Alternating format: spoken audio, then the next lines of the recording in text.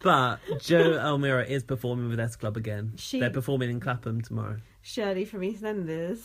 She looks rough. She looks rough. She was rotten. She's a rotten person. Like, we have discussed this, but I honestly believe that like Jade just didn't get on with Shilpa. Jade, regardless of race. I do agree. Jade, but I think the other two were perpetuating that race Jade wasn't Jade wasn't racist, but Jade was extremely... She said things that were racist. She did, and she was extremely... Or could be perceived as racist. And she was very, very ignorant, but I don't care what you say, Jade was the ringleader in that situation. She was. She had the power. The power imbalance in that house was Jade had the power and Shilpa didn't have the power. Yeah, and Jade was in control of the house, which was kind of like remarkable as the normal person. And that's why fucking Jermaine Greer walked out, because she didn't want to wait on Jade Goody, which is quite interesting. Jermaine Greer didn't want to wait on Jackie Stallone, you twat. Oh. Was that not the same year? No. Who walked out? Someone walked out because they didn't want to wait on Jade Goody. It was that journalist... Caroline someone or other. Oh, Carol Malone. Carol Malone. I'm getting my sort of middle-aged you females confused. Yeah, you are. Well, it's the same thing. They didn't want to wait on people. Yeah. Yeah, a Carol Malone. Oh, she was a rotten person. I'm glad she went. I remember her column in News the World. I think it was. She was such a bitch. Something like that. Go on. Okay, moving on in the article. Lowest ebb, this bit is called. When she was evicted from the house in a head-to-head with the eventual winner, Shetty. She went out against Shilpa. Interesting. That's interesting that the house nominated both Jade and Shilpa. It's like, we need to end this somehow. Get one of them out, for fuck's sake. Goody's stock was at an all-time low. Channel 4 banned the public from gathering outside the house for the emerging evictee for fear it would become a baying mob. And not just that, you know what else that really fucked me off, and you do know? That she got an interview on Big Brother's Little Brother. No, they fucking told her. Oh, there'll be no audience. They fucking told her, and they told her how to act, and they told her what to say in her interview, and the whole thing was a fucking sham. She should have been accountable for her actions and what she did in that house. They got rid of the crowd so she didn't have to get booed. She got away scot-free. Okay, she came out to silence, and that must have been a bit scary, because like, oh fuck, what have I done? Did she know there was going to be no audience? They prepped her. They fucking might as well have got her fucking lawyer in, as far as I'm concerned. The whole thing, that was so annoying, because there was such feelings built up to it, and then we didn't get any payoff of, like, we didn't get to boo her, we didn't get to get our pound of flesh, we didn't get to burn the pig or whatever the Sun wanted us to do years before when she didn't deserve it. This time she actually did deserve it, and we didn't get to do it. And the worst part was, in her interview she was going, oh yeah, I'm sorry. So she was not sorry until they told her she had to say sorry, and it was so fake and so transparent, and that was what was so disgusting about it.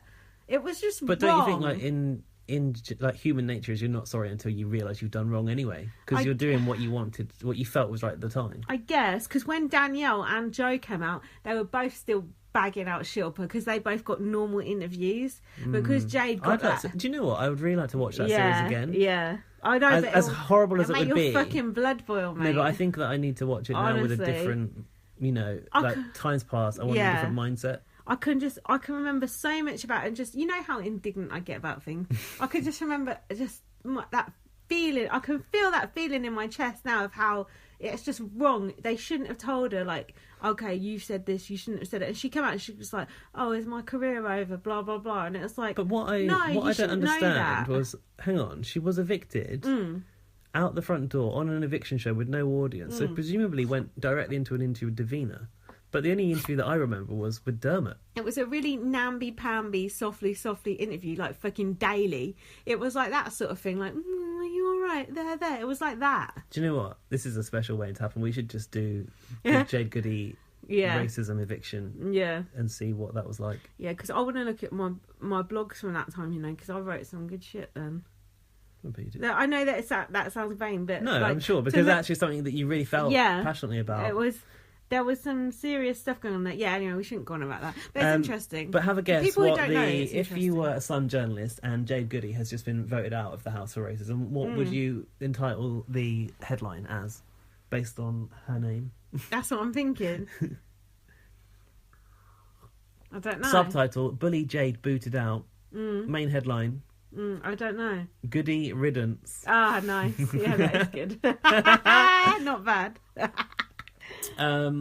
So, yeah, she was evicted with no audience. Her publicist, Max Clifford, said... Who is now in prison for sexual assault.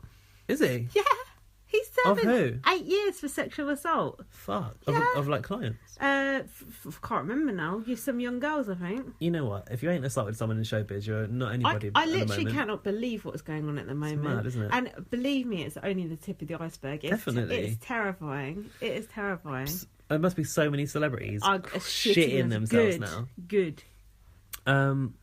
Yeah, her publicist Max Clifford says she should never have gone back to the house, and it looks like she has ruined a very lucrative career trying to distance himself. Yeah. A perfume company stopped stocking her products, and commentators predicted She should have shushed. This was ironically, predicted this was in PR terms the end for her. Yeah. And then what did happen after that? What did happen to her career She after became that? the new People's Princess, is what happened. What? How? Cancer. I know, but what was the period in between that and her dying? Because I feel like she did have a renaissance again after that, even before. The Jade Goody Renaissance. No, but this is poetic. Was it like 6 months later she went into Big Brother India? We don't I've know, got it do we? here. I've got it here. Cancer news. So, How long? I mean, I would imagine. How long after was that? I would imagine that she probably went away for a bit, didn't she? And kept I feel like she did, yeah. Goody agreed to appear in the Indian version of Big Brother, which is called Big Boss. Oh yeah, I as forgot a about way that. I watched a bit of that. It was good. It keeps coming up on my Instagram. Yeah, it's actually, when you watch it, it's decent, but you can't understand anything they say. Bits you can, because they speak English Interesting. sometimes. Yeah, it's interesting. As a way of making amends for the agitation she caused the previous year. But how So could it's the anyone next year. understand what she was fucking saying? That's true. Well, Shilpa could understand her, just. I doubt it. What they don't say here is that after Shilpa won our Big Brother, she became the presenter of that Big Brother over there. So I it was didn't know almost. that. Do you not? So that's even more like that. Like the Big Boss is always presented by like quite a big Bollywood actor, and so like it was almost like Shilpa welcomed Jade. It was almost like she was the go-between. Magnanimous. Yeah, like, okay, this is nation vilified this woman, but because I'm inviting her into our Big Brother house, it's kind of all okay. Yeah. So Jade was like kind of paying her dues in a way, right? Yeah, she was, absolutely. That's just right. But I don't think she was in the house very long before she found out. She wasn't. But I remember from what I've seen, like those Indian housemates were really accommodating to her and like treated her really nicely. They did show that clip though, didn't they? I honestly thought the whole thing was fake. I thought it was just a PR stunt. So, I mean, it is unbelievable. Yeah. While on the show, she was called to the diary room and told that tests for cervical cancer had come back positive. Big Brother, I mean, our Big Brother does not do medical conversations on camera. No. That's a breach of privacy. You see Dr. Ottoman off screen. Exactly. Any medical stuff goes on off screen, or they would never broadcast it. They must have thought it was quite urgent to tell her then and to get her to leave. Because it wasn't long after she died, was it? It was quite quick. It was in 6 months she died, I would have thought. She immediately left the show and was flown home, although the actual scene of her being told the news was never broadcast. Well, I've seen it. I've seen it as well. It was telling that in her case, such a life-changing event unfolded on camera. It was probably in it was like... It was probably in the documentary, the wedding Unless the conversation was, Jade, there's some news. I remember her and crying. I remember her crying too. It was on the floor of the diary room. It was probably in the documentary just before she died. It's giving me a bit of chills. I know. Actually thinking about it. I honestly, if I think about that documentary, because oh god, I wasn't in a good way when I watched that. Yeah, the next headline is wedding plans. Oh god. This headline is from the Star in February 2009. So when was that? She was kicked out for the racism in January 2007. Okay, yeah. Next year goes to 2008. Okay, yeah. India, February 2009. The headline is Jade, I'm gonna wed before I'm dead. Yeah, it was because it was basically like, that's crass. But it was basically she got one final magazine deal in because she wanted to make the money for her sons, didn't she? That's true. She tried to like make as much money as possible before she died for them. Yeah. Gaz, don't get upset. I am a little bit. Gaz is getting upset. Right, let's carry on. Have a drink. As her condition deteriorated. Don't cry on a podcast. I've cried on the podcast before. It's not civilised. No, because I remember, right, when this was all happening, I worked in a pub, and the pub used to obviously get all the papers. So every day I used to see these stories, like, day after day, and I used to take them... At the end of the day, after we closed up, I used to take them upstairs and read the newspapers. Oh, and Jade Goody was on the front, like, just deteriorating day after day. And it was so fucking horrible. You know what? Oh, God, this sounds really flippant. She looked great with a shaved head. It really suited her. That's true. She looked really good. The way she handled everything. Better than Britney. The way she handled everything was... Oh, yeah, like, you couldn't fault the way she handled it. It was amazing. Like, such bravery, really. The way she handled Jack Tweed and marrying him and everything. And he was obviously so out of his depth. I mean, completely. Yeah. But the way she, I don't know, just the way she dealt with him was interesting. What do you mean dealt with him? Like, I don't know, just like... He was a cunt. Kind of dragged him along for the ride, and she knew he wasn't equipped to deal with all of that, but she wanted to make that money for her. In a way, she used him as much as he used her. Yeah. You know, because he I've never thought of it like that, but you're absolutely right. He was using her for money, but she wanted to get the money before she died, and she wanted her fairy tale ending with him, and she knew, obviously, if she'd lived, they wouldn't have married. They wouldn't have stayed together. He'd cheated on her before anyway. But she wanted that to wrap it up in a bow before she died, and she did. Yeah, it was like the end of the Jade Goody story. And she died soon after, for that. Didn't she?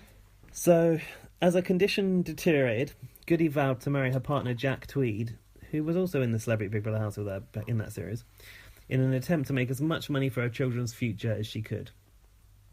So, do you know how much she got for that OK Magazine deal? I can't remember. £700,000. A £700,000 deal was struck with OK Magazine and Live in TV for the wedding, and she tied the knot on 22nd of February.